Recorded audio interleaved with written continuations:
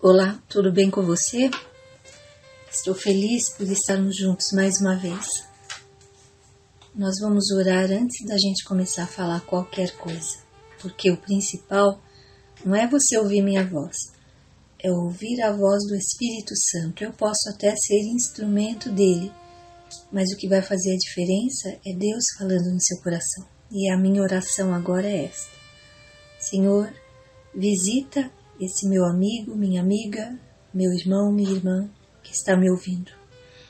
Eu te peço, Pai, que eles não ouçam apenas a minha pessoa, mas no coração deles a tua voz faça ser ouvida. Eu clamo ao Senhor, que o Senhor vá ao encontro dessa pessoa. O Senhor sabe o que ela está passando, o Senhor conhece a história dela, o Senhor sabe qual o alimento que o Senhor quer dar para ela hoje. O que ela está precisando se alimentar. Eu te louvo porque foi o teu amor que atraiu essa pessoa para junto do Senhor. E eu peço, Pai, Espírito Santo, fala profundamente no coração dessa minha amiga, desse meu amigo, desse meu irmão, dessa minha irmã. Eu clamo ao Senhor que a palavra profética venha, que a palavra revelada venha como um rio que flui a tua glória. Em nome do Senhor Jesus Cristo, envia anjos especiais nos assessorando. E sela, Senhor, essa transmissão com o sangue de Jesus. Eu te louvo, Pai, porque ninguém vai ficar sem se alimentar, mas todos vão pegar a porção dessa palavra. Em nome de Jesus. Amém. Bom, seguindo a sequência, estamos no episódio 7 da série Conheça Sua Bíblia. É o episódio que conclui o bloco dos 5 livros que são chamados de Pentateuco. E hoje vamos falar do livro de Deuteronômio. A palavra Deuteronômio, Deuteros, nomos, é segunda lei, porque houve uma repetição da lei.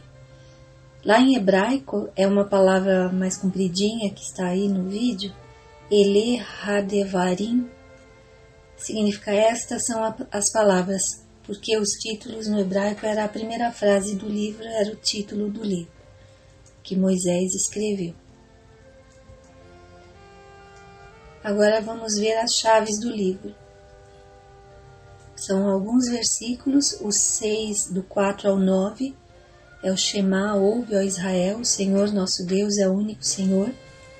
Esse versículo é colocado nas portas, nos umbrais das casas de todo judeu que segue a lei, a Torá, e é o versículo que deve ser plantado no seu coração. A minha sugestão é que você decore esse texto. Depois vem o 5:29, que fala de obediência, o 10, 12 a 13 fala do temor do Senhor e de obediência, sempre vai falar de obediência o livro inteiro. O 11, 26 a 28 fala de obediência e bênção. O 28, de 1 e 2 também obediência, também bênção. Sempre a obediência vai estar atrelada com bênçãos. Só que a desobediência também está atrelada com maldições. O capítulo 28 ao 30 é muito famoso, porque é aí que está mapeado as bênçãos e as maldições que qualquer um de nós pode receber, né? A palavra-chave é obediência e também pacto, no sentido de aliança com Deus. O capítulo-chave é o 27, que é quando Deus apresenta de maneira formal a aliança dele com Israel. A mensagem central é o verdadeiro motivo para a obediência e a necessidade de ser obediente. Está lá no capítulo 4, verso 9. Guarda-te e não te esqueças. Tem a ver com o amor de Deus para com você e do seu amor para com Ele. O livro trata-se de uma mensagem dirigida à nova geração destinada a tomar posse da terra prometida. A primeira geração, aquela que saiu do Egito, por conta de incredulidade, eles morreram no deserto, não puderam conquistar a terra prometida. A segunda geração, que eram os filhos daqueles que morreram, aqui em Deuteronômio eles já estão grandes, já estão moços, já estão na idade de ir para a guerra, de ser soldado. Então esse livro é escrito para a geração que vai conquistar a Terra Prometida. O livro de Levítico que nós vimos fala também das leis, mas dando ênfase aos sacerdotes, ao ofício sacerdotal, à adoração, à intercessão. Aqui em Deuteronômio apresenta as leis dando ênfase à pessoa que é filho de Deus, dentro dos seus afazeres, da sua cultura, da sua sociedade, da sua família. Seu conteúdo trata de fatos ocorridos durante o mês que estiveram em Moabe, prestes a conquistar a Terra Prometida, já estavam chegando na hora de receber a bênção. Posteriormente, esse livro desempenhou um papel importante na história e religião de Israel até hoje. Até hoje, uma vez por ano, ele é lido em público inteirinho. Foi usado para julgar as nações dos reis, as ações dos reis de Israel. Ali mostrava como que um rei devia se comportar. Ele não podia, por exemplo, fazer aliança com outros povos através de casamento, não podia juntar riquezas para si. Tinha uma série de coisas. Quando a gente vê o rei Salomão, a gente percebe o porquê que ele caiu, porque ele quebrou todas as instruções que estavam aqui em Deuteronômio. Foi a base das exortações de Jeremias e de Ezequiel. Esses dois profetas tomaram por base o que estava em Deuteronômio para mostrar para o povo o que era certo e o que era errado. Jesus mesmo fez várias situações referentes a Deuteronômio. O tema desse livro, Moisés enfatiza o perigo do esquecimento das coisas que o Senhor fez pelo povo e das suas promessas e mandamentos. Aliás, aqui a gente tem que pensar sobre isso, né?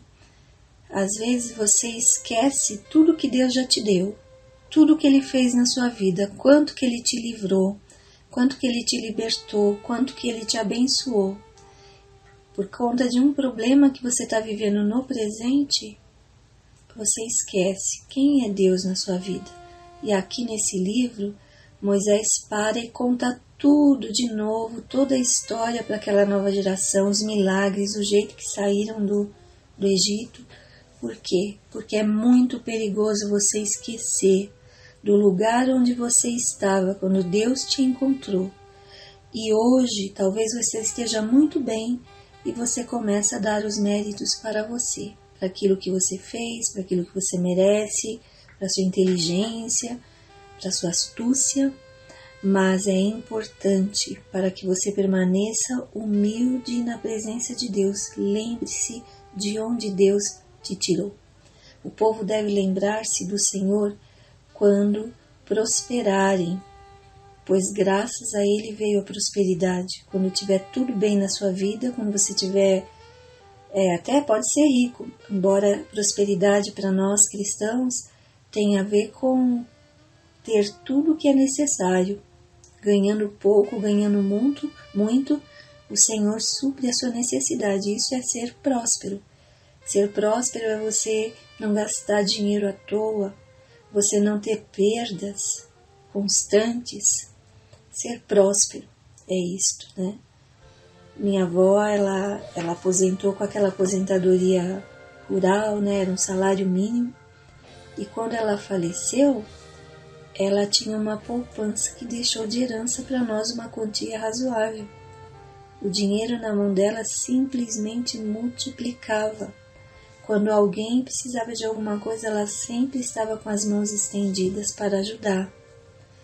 Ela sempre foi fiel ao Senhor, ela ofertava, ela dizimava, ela adorava ao Senhor, ela estava sempre na casa do Senhor e ela foi uma mulher próspera.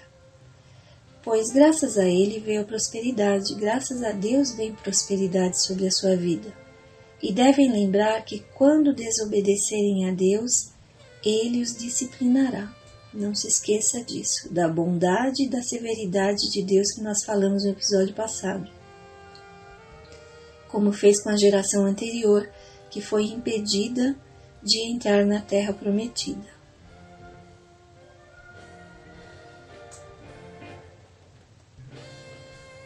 Esse livro mostra que a bênção está atrelada sempre à obediência. Sempre. É uma repetição da lei. Contém exortação e mandamentos. Termina com exortação à fidelidade de Deus. Deus Ele não está olhando se você consegue fazer tudo que tem que fazer, se você é o melhor. Ele está olhando o seu coração fiel. Tenha um coração fiel e você vai dar tudo bem, vai ficar tudo certo na sua vida. Virão aflições, mas você vai sair vencedor. A repetição da lei foi necessária porque a geração que ouviu a lei morreu no deserto. Foi preciso dar à nova geração as leis estabelecidas. Moisés transmitiu essas leis 1 mês antes de atravessar o Jordão. Quando você estiver perto de receber sua bênção, recapitule tudo que o Senhor já falou com você. A ideia-chave nesse livro é a aliança renovada, é o Senhor renovando seu pacto com o povo de Israel. É trazido à memória do povo que Deus fez, seu cuidado, sua bondade e o que Ele fará também por Israel quando entrarem na terra prometida, que é a terra de Canaã. É importante não esquecer do que o Senhor fez e quem Ele é. Ele é o Senhor, o poderoso, o único Deus. Devem lembrar do Senhor quando prosperarem na terra prometida, pois será resultado da fidelidade de Deus. E devem lembrar quando desobedecerem, Ele os disciplinará. Essa palavra é para você também. Deus corrige o filho, pois Ele ama o filho. Apresenta os requerimentos do amor, o que Deus mais quer nesse amor. A nossa obediência, nosso respeito por Ele. Ele quer ser honrado por nós, porque Ele nos honra. Os requerimentos do amor abrangem nossa vida espiritual, vai do capítulo 12 ao 16, nossa vida cívica, social, vai do 16 até o verso 20, e a nossa vida social e particular, capítulos 21 ao 26. O caráter de Deus nesse livro, ele é amoroso, é um Deus amoroso. O Senhor não desistiu do povo e Ele nunca vai desistir de você. Dirigiu em todo o tempo aquela nova geração até que chegassem à maturidade e fossem capazes de conquistar, de guerrear segundo o comando do Senhor. Ele é amoroso e único Deus. Deuteronômio 6, 4 a 9, que é bom você decorar. Não há outro Deus, e suas leis são a expressão do seu amor. Ele governa o homem porque o ama e quer evitar a sua ruína. O papel de Deus no livro de Deuteronômio é galardoador. Ele dá presentes para aqueles que o temem, que o amam, que estão sempre com Ele. A justiça do Senhor é perfeita. Todas as promessas são cumpridas, bem como todas as palavras que o Senhor disse. Para aqueles que o obedecem, Ele abençoa. Depois de longo período no deserto, o Senhor entregou nas mãos dos israelitas a terra prometida a Abraão, lá em Gênesis, para seus descendentes. Tem muitos destaques nesse livro, muitas lições preciosíssimas, profundas, que teríamos que ter muitas e muitas horas de gravação para falar sobre tudo. Mas algumas coisas que a gente pode falar aqui, só para atiçar o desejo no seu coração de buscar mais tesouros nesse livro. Recapitulação dos fracassos de Israel vai falar sobre isso. A geração incrédula já havia morrido. A nova geração estava na planície de Moabe, perto do rio Jordão. E Moisés prepara aquele povo para conquistar Canaã e renovar a aliança do Sinai. Moisés, nessa época, já estava bem idoso, mais de 100 anos. Mas o mesmo ânimo que ele teve para falar com a primeira geração, ele pegou novo fôlego e explicou e falou e exortou e aconselhou a nova geração também. A palavra de Deus diz que aqueles que esperam no Senhor renovam suas forças, correm e não se cansam, voarão com asas como águias. Esse versículo está lá em Isaías. E é isso que Ele vai fazer com você. De repente você já falou tanto para as pessoas, já ensinou, já pregou, já liderou e você não está vendo nada ainda, né? Mas não se desanime e sempre o Senhor vai pôr outra pessoa também, além das que você já discipulou, o Senhor vai trazer mais pessoas e tenha o mesmo vigor e o mesmo ânimo de falar do amor de Jesus.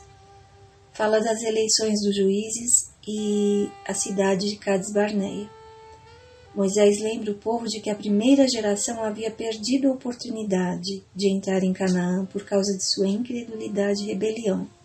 Lembra o povo da bênção de Deus sobre eles. Vitórias e repartição do território ao leste do Jordão. Também vai falar da divisão das terras.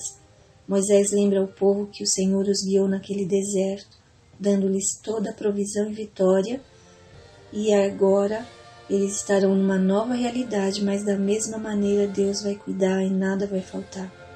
Apela para a obediência do povo, para não cometerem os mesmos erros de seus pais, que foi baseado em rebelião e incredulidade. Deus os escolheu como seu povo, essa é a realidade mostrada nesse livro. Com eles o Senhor fez uma aliança. Essa aliança exigia a fidelidade do povo. Se Israel voltar-se para outros deuses, teria como resultado a dispersão entre as nações. A restauração só viria com o arrependimento. Lá na frente, quando estudarmos os livros históricos, você vai ver que aconteceu isso mesmo e o povo foi exilado. Exílio na Babilônia, exílio na Assíria. Só voltaram para Israel depois de arrependimento. Do capítulo 4 ao 26 é uma exposição detalhada das leis. Vai falar dos 10 mandamentos, que eram a base da aliança, a base da aliança que o Senhor fez com Israel. Os 10 mandamentos são universais, é para nós também. Em 4:45 são chamados de testemunho, pois constituem a revelação do caráter, da vontade e do propósito divino. A lei declara que há um só Deus e Ele é santo. Aponta o caminho que o homem deve seguir para viver em harmonia com o seu Criador e com o seu próximo. O Senhor exige obediência porque é soberano, porque estabeleceu relação pessoal com seu povo. Lembra a relação que existe entre um pai e seu filho, porque redimiu seu povo da servidão do Egito. O 4º mandamento é explicado mostrando a razão que o Criador descansou no 7º dia e por que os israelitas haviam sido resgatados da servidão do Egito e deviam dar a seus servos e animais de trabalho o dia de descanso semanal. Lá no Egito eles não descansavam, trabalhavam de segunda a segunda. E aqui o Senhor diz, vocês são livres, vocês podem descansar e devem descansar. O grande mandamento é o capítulo 6, do 4 ao 5. Os judeus chamam esse versículo de Shema, eu já disse, ou profissão de fé. É a doutrina central da teologia hebraica. É a afirmação da fé monoteísta. Há um só Deus, que é o Criador dos céus e da terra. Deve-se amar a Deus de todo o seu coração, de toda a sua alma, de todo o seu poder. Jesus citou essa passagem como sendo o primeiro e grande mandamento. Depois citou Levítico 19:18. Amarás o teu próximo como a ti mesmo, a fim de apresentar a essência da lei. Os ensinamentos para a família. O Senhor ordena que as palavras que Ele entregou para o povo sejam ensinadas aos filhos. Os pais não devem depender da instrução pública da religião, mas devem instruir os filhos lá nas suas casas. Advertência contra a idolatria e exortações à obediência. Moisés advertiu o povo a não se esquecer do Senhor, depois que alcançassem a bênção da terra prometida. Quando você receber sua bênção, não se esqueça do Senhor. E não vai idolatrar sua bênção, não. Proibiu que fizessem aliança com as nações derrotadas. Enfatiza que Deus entregaria a terra por causa da promessa que fez a Abraão, Isaque e Jacó, e não porque os israelitas fossem melhores que os outros povos. Simplesmente eles tinham uma missão diferente. O Senhor quer que seu povo tema a Ele, que ande em todos os seus caminhos, que o ame e que o sirva, que o adore, que o cultue. A lei do Senhor nos enche de temor e a sua misericórdia e graça nos inspiram a servi-lo e nos enche de amor também. Agora, algumas coisas para você refletir e para você aplicar na sua vida. Nossa vida tem sido ordenada pelo amor do Senhor. Talvez você nem perceba isso, mas Ele ama profundamente você. Esse amor requer obediência constante de nossa parte, fidelidade. Esse infinito amor está agindo em prol de todo o nosso futuro. Seu futuro está na mão do Senhor.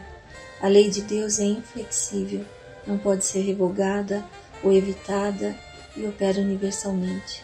Ele governa o homem porque o ama e quer evitar a ruína do homem.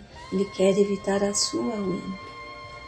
O homem obedece a Deus porque o ama e tem prazer em promover os seus interesses. Jesus em Deuteronômio. Ele se apresenta como um profeta, Deuteronômio 18, Atos 7. Vemos Jesus na pessoa de Moisés como um profeta, sacerdote, rei, intercessor. O cumprimento da lei está em Jesus Cristo. Por ele somos inocentados e reconciliados com Deus. Cura interior para a sua vida. Leia o capítulo 4, versículos 23 ao 29 e os 6, 4 a 9. O Senhor liberta você de todo ídolo e o leva à verdadeira adoração. Por causa da aliança que temos com Deus, não podemos jamais idolatrar coisa alguma.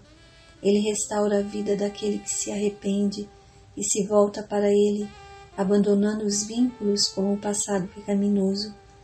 Ele cura suas ações, seu trabalho, seu ministério.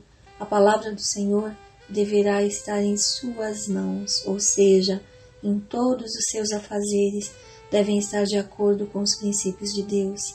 A palavra de Deus deve estar na sua mente e no modo como você o vê.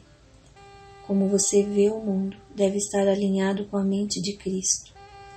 No 7, 20 ao 22, o Senhor restaura o seu espírito, Ele cura a sua alma, Ele luta diretamente por você, usando suas estratégias. Ele tem um exército a seu favor, Ele tem anjos que colocam à disposição para te ajudar no seu dia a dia.